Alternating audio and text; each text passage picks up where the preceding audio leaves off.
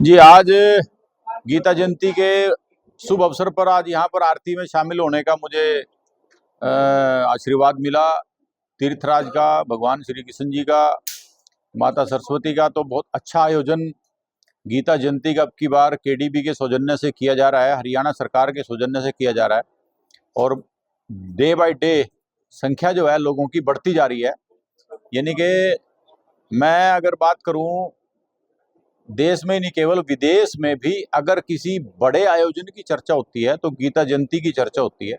तो बहुत बड़ा आयोजन है, बहुत अच्छा लगता है यहाँ पर आके। हर एक व्यक्ति यहाँ पर आता है और घूमता भी है, खरीदारी भी करता है, भगवान का नाम भी लेता है। बहुत अच्छा मंच यहाँ पर लोगों को मिलता है। तो आज महाआरती में भाग लिया, तो आरती का महत्व क्या है जो ब्रह्म समाज में होती है? देखिए, आरती का महत्व तो भगवान की आरती कहीं भी हो जाए। ये तो 2014 में जब माननीय प्रधानमंत्री जी चुनाव लड़ रहे थे वाराणसी से, तो मैं और मनोहर लाल जी वहाँ, पूर्व के मुख्यमंत्री, वहाँ चुनाव में गए हुए थे। तो जब मैंने गंगा घाट पर आरती को देखा तो भाव आया कि ये आरती हम ब्रह्म सरोवर पर भी शुरू करें। तो फिर हमने, जैसी ही सरकार बनी, मैंने मनोहर लाल जी को याद दिलवाया कि ये आरती हमने शुरू करनी थी और उन्होंने इस आरती को शुरू करने के पूरे निर्देश जारी किए। फिर कई समस्याएं बीच में रही, 2 साल तक तो हमने बड़ा संघर्ष के साथ आरती को चलाया। कई बार लोग भी नहीं आते थे। गीता जयंती के अलावा पूरा साल चलाना, पंडित बलराम गौतम जी का बड़ा योगदान है इसको, आरती को सफल बनाने में। और कई बार सामान भी हम स्वयं अपनी गाड़ी में हरिद्वार से लेकर आए। तो बहुत बड़ा आयोजन इसलिए बना कि बहुत संघर्ष इसके पीछे सारी टीम का हमारा लगा।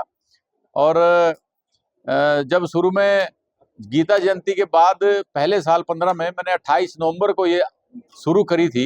28 नवंबर मुझे इसलिए याद है कि 28 तारीख को मेरा जन्मदिन है। तो उस दिन से ये हमने गीता जयंती के अवसर पर ये आरती जो है शुरू करी थी। अब तो काफी हो गया सुंदर रूप आरती को देखने इसमें कोई शक नहीं है, देखने में बहुत आनंद आता है। जिस वक्त हमने ये शुरू की थी आरती पंडित बलराम गौतम जी के साथ मिलकर, तो शुरू के दिनों में या मेरा परिवार होता था या बलराम जी का परिवार होता था। बहुत कम लोग होते थे, या मेरे यार दोस्त होते थे, या आप जैसे सभी पत्रकार बंधुओं को भी मैं बुलाता था। और इसमें विभिन्न संस्थाओं की फिर हमने सेवाएं लेनी शुरू की कि कुछ संस्थाएं शुरू हुई। फिर हमने एक आयोजन किया कि अगर किसी का जन्मदिन है वो आरती में आकर मनाए परिवार सहित। ऐसे आयोजनों से करते करते करते कि फिर लोग टूरिस्ट बाहर के जो थे वो आना शुरू हो गए। फिर आज आरती अगर सबसे भव्य अगर कोई ब्रह्म सरोवर पर कोई लगता है मेरी तरफ से, तो आरती यहाँ पर होती है। और मेरा आपसे निवेदन भी आपके माध्यम से, हर एक व्यक्ति को आरती में शामिल होना चाहिए।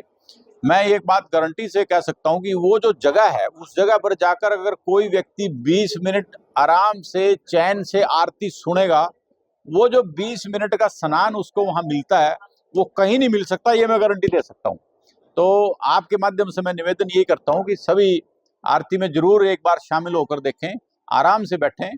पंडित बलराम गौतम जी की जो टीम है केडीबी के सहयोग से, अब तो सबका सहयोग मिल रहा है, बड़े तन और मन से वो लगे हुए हैं। तो बहुत अच्छा ये आयोजन है, दूर दूर से पर्यटक, इसमें कोई शक नहीं है। अब तो गीता जयंती का स्वरूप और महाआरती का स्वरूप अंतर्राष्ट्रीय हो गया है। अब गीता जयंती के अगर आप पेज पर देखेंगे तो बहुत सारे जो जो टूरिस्ट हैं, यानी कि धार्मिक जो देखने वाले लोग हैं, वो बहुत सारे इंटरनेशनल वाले लोग भी जुड़ते हैं और कमेंट भी करते हैं। तो बहुत अच्छा लगता है आरती के बारे में भी, गीता जयंती के बारे में भी। तो मैं तो सौभाग्यशाली हूँ कि मुझे ये सेवा करने का मौका मिला।